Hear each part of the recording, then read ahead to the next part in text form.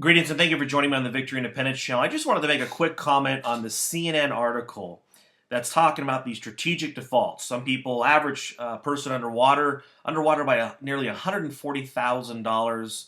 Got 28% of mortgages underwater right now, and a lot of people are choosing to forget it. Screw it. I'm not going to pay this mortgage. I'm paying $3,000 a month.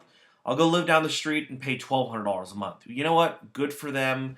I'm happy for them. I support their decision to do whatever they want, and I have no, good feelings towards the banks anyway, so it really doesn't bother me. In fact, it almost kind of vindicates everything that I've been saying for, to my friends and family at least, not so much on YouTube because I've only been doing YouTube for about 2 or 3 years now, but when it comes to Fannie and Freddie and FHA and the Treasury Department and low interest rates, it's fraud.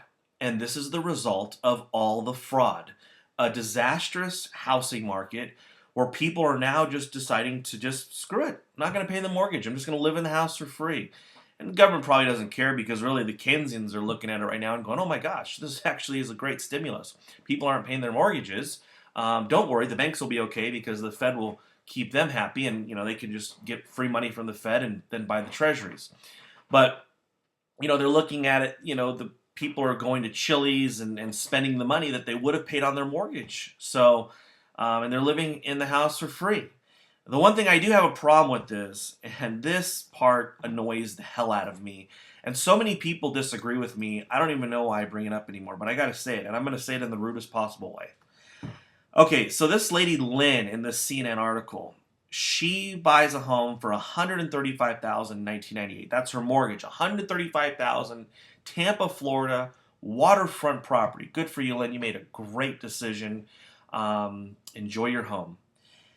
She then refinances it and pulls $435,000 out, and now she owes $600,000 on it. The house is now only worth $235,000.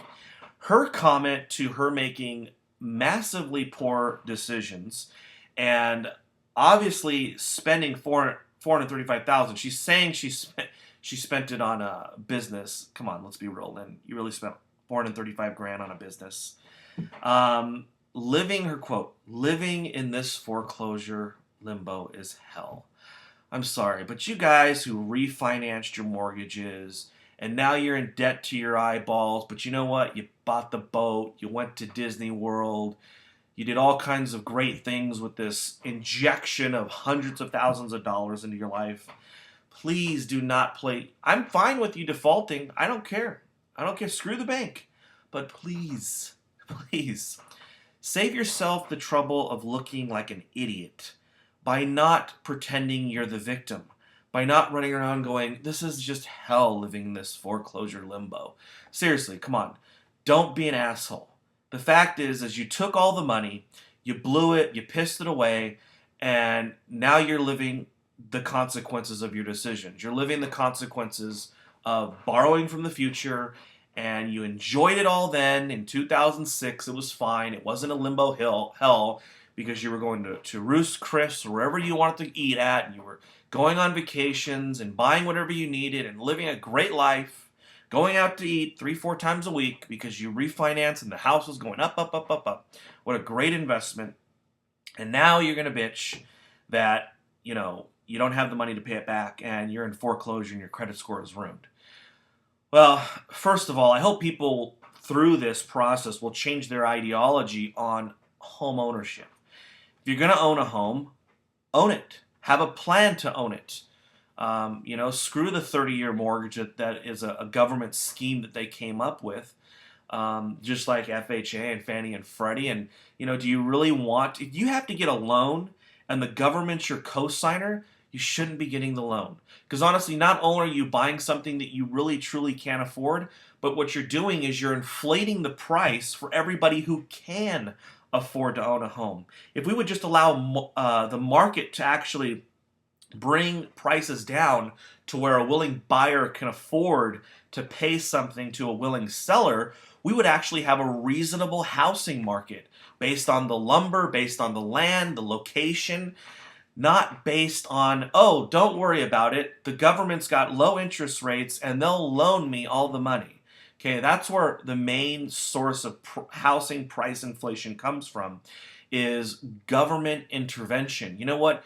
They've created a damn disaster of the thing.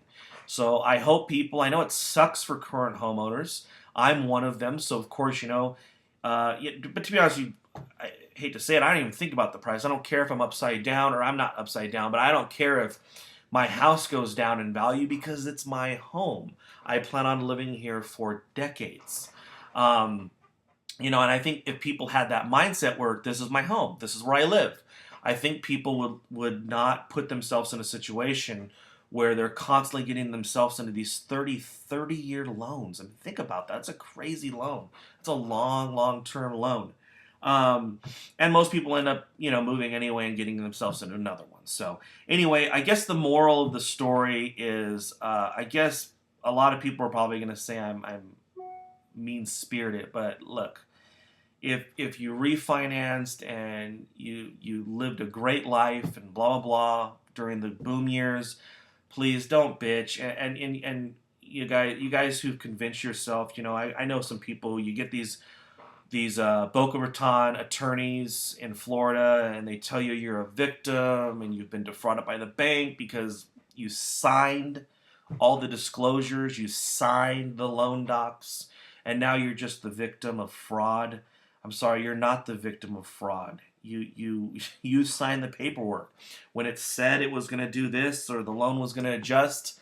If you didn't know that, you should have known that, because you are entering a 30-year contract.